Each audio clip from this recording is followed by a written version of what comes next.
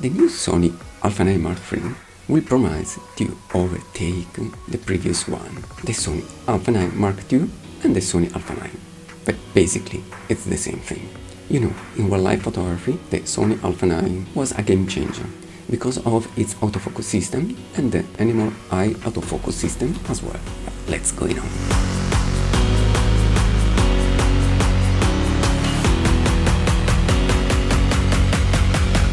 To be honest, I'm pretty happy of my camera, the old A9, but as many wildlife photographers and fond about technology, I'm always interested in news. I've always been a Sony user, and when Sony launched the Sony A9 on the market, I said to myself that camera will be mine.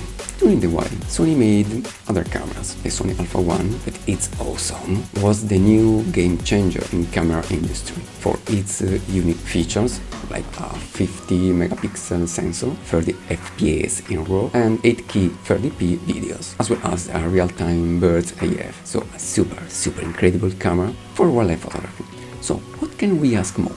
A 100 megapixel sensor, 50 frames per second in RAW, 12K videos capability? Okay, jokes apart, the new Sony A9 Mark III won't be anything like that. But let's see the specification of this new camera, or at least the supposed main features. 24 megapixel stacked CMOS sensor, 30 FPS in RAW, 4K 60p video, new menu system, tilt monitor, Alpha 1's AF system, new XMOR processor, and 9 megapixel OLED viewfinder. So in theory, it should be an halfway between the A9 Mark II and the Alpha 1.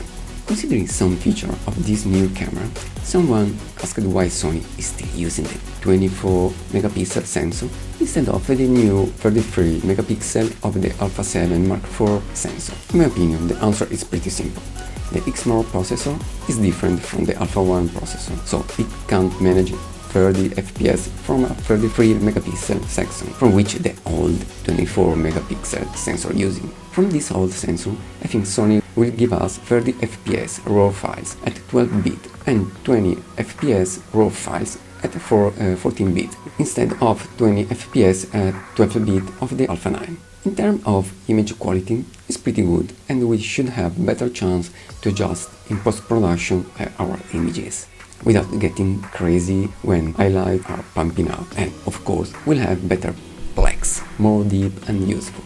For sure, I wouldn't mind having a bigger sensor, I mean with more resolution, but I think it would be a pain in the neck for the Alpha 1. So the sensor will stay at 24 megapixel. That's it. About video capabilities, I don't feel the need to have a 8K video, so 4K at 60p is good, but having a 4K at 120p should be better. In fact, in wildlife photography, often I have to slow down the frame rate of my 4K videos in post-production with strange results sometimes. So why not 4K 120p videos? Sony, please listen to us. Another feature that for me is much more important is the real-time autofocus system, mostly with animal eyes. It should be great having more options to set the AF, like the new Nikon Z9 or the Canon EOS R3, where you can set many options to achieve better and easily your goals. I know this aspect is really challenging due to the complex algorithms for recognizing the animal eyes in every situation. So the next step might be a further implementation of the system trying to reduce false recognize, like for example some color patterns or shape patterns recognized as an eye. Maybe they would have to improve their AI system in order to recognize much more animals. I don't know, but for me it's better to improve the reliability of the system. Coming to the electronic viewfinder, I hope they'll use the Alpha 1 viewfinder for having a better view.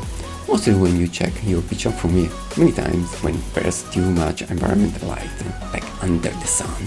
Watching the main screen is pretty useless just due to the strong light, so I prefer watching the viewfinder to check how pictures are. And really often, magnifying them, I can't understand if they are good or not. So having an high-res viewfinder, it would be much more better, and I'll be more sure of my work. Of course, I can't claim anything, but so please listen to yours users. Okay guys, let's stop dreaming and let me know what you think about this new camera, even though it will be built. And don't forget to help me subscribe on my channel, sharing my videos, why not, and giving me some likes. Thanks for everything and take care. See you in the next video. Bye bye.